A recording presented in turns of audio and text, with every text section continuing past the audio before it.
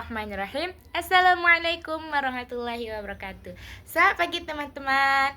Perkenalkan, nama saya Qurrata Ayunin dengan NIM 2012526.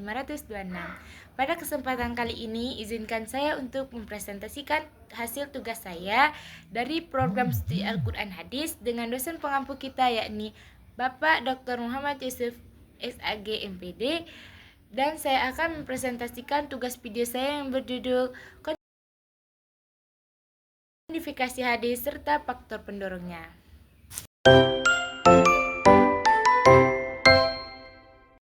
Latar belakang. Hadis sebagai sumber hukum Islam kedua setelah Al-Quran berperan penting menjelaskan ajaran Al-Quran. Pada masa Nabi, hadis disampaikan dengan lisan, dengan larangan penulisan luas agar tidak bercampur dengan Al-Quran. Setelah Nabi wafat, muncullah tantangan. Banyak sahabat wafat dalam perang, misalnya perang Yamama, sehingga hadis berisiko hilang dan muncullah pemalsuan. Akibat perpecahan politik, hal ini mendorong kodifikasi hadis.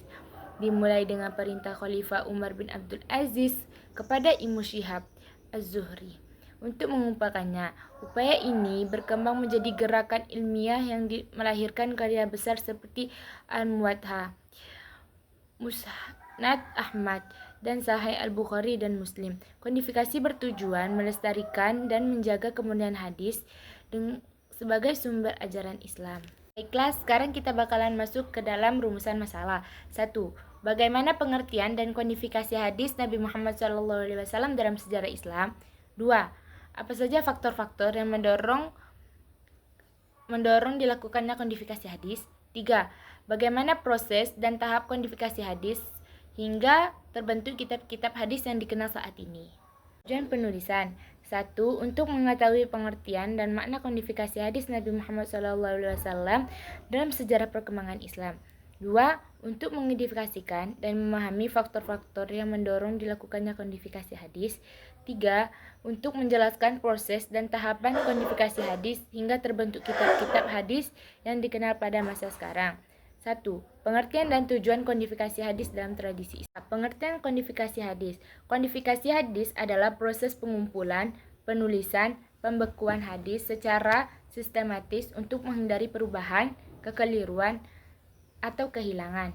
B. Tujuan kodifikasi hadis dalam tradisi Islam menjaga kelestarian hadis melalui verifikasi sanad dan matan, menjaga kepalsuan hadis, memudahkan umat mempelajari dan mengamalkan sunnah, menjadi landasan hukum Islam kedua setelah Al-Quran, melestarikan warisan keilmuan untuk generasi mendatang. 2. Sejarah periode dan tokoh-tokoh penting perkembangan kodifikasi hadis. Masa Nabi. Pada tahun 610 sampai 632 Masehi, penyampaian lisan penulisan pribadi. Masa Khulafaur Rasyidin 632 sampai 661 Masehi, perhatian pada pelestarian. Umar sempat ingin membekukan tetapi mengurungkan niat, hadis menyebar ke berbagai wilayah. Masa sahabat akhir dan tabi'in. Pada tahun 661 sampai 715 Masehi, meningkatkan pemalsuan, mulai ada seleksi sanad dan pusat studi hadis. Masa Umar bin Abdul Aziz. Pada tahun 100 sampai 120 Hijriah, titik balik resmi. Khalifah merintahkan perkumpulan hadis kepada Az-Zuhri. Masa Tadwid dan Musannah. Pada tahun 800 sampai 900 Masehi, hadis disusun tematik fikih, muncul karya seperti Al-Muwatta Imam Malik. Masa penyaringan dan puncak. Pada tahun 200 sampai 300 Hijriah, perjalanan rillah, seleksi ketat, muncul kutub as-sittah. Masa pencampurnaan. Pada tahun 300 sampai 500 Hijriah melengkapi karya sebelumnya. Contoh Musannad Ahmad. Kitab-kitab hadis utama. Sahih Al-Bukhari paling sahih, syarat ketat disusun fikih. Sahih Muslim, sahih kedua, sistematis banyak sanad. Sunnah Abu Daud, fokus hukum.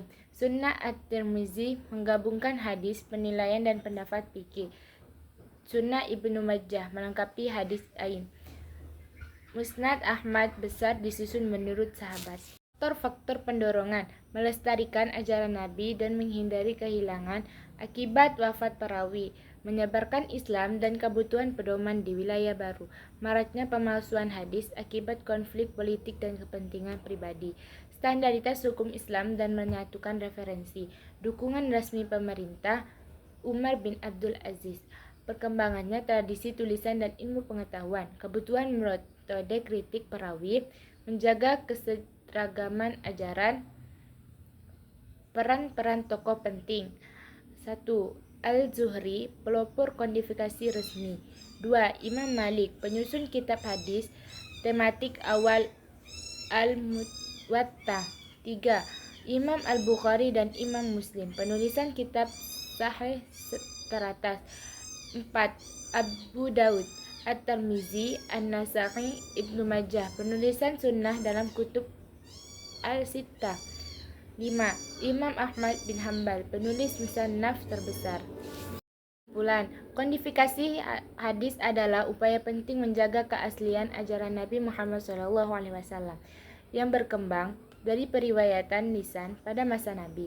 Setelah Nabi wafat, kebutuhan kodifikasi menjadi mendesak akibat penyebaran Islam, wafatnya sahabat, dan munculnya hadis palsu.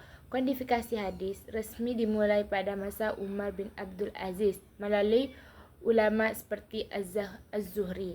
Puncaknya tercapai pada abad kedua dan 3 Hijriah dengan lahirnya kitab-kitab besar seperti Al-Muwatta, Sahih Al-Bukhari, Sahih Muslim, dan sunnah-sunnah yang dijamin keotentikannya oleh metode kritik, sanad, dan matan ulama, sehingga sunnah dapat diwariskan secara sahih hingga kini. Sebelum saya akhiri presentasi saya ada sebuah pantun. Hari panas sawah membelah hutan rimba di Malaysia. Maafkan kalau ada yang salah, namanya juga manusia. Umur kakek sudah menua, namun tetap mencari kekasih. Semoga bermanfaat untuk semua. Saya undur diri dan terima kasih. Wassalamualaikum warahmatullahi wabarakatuh.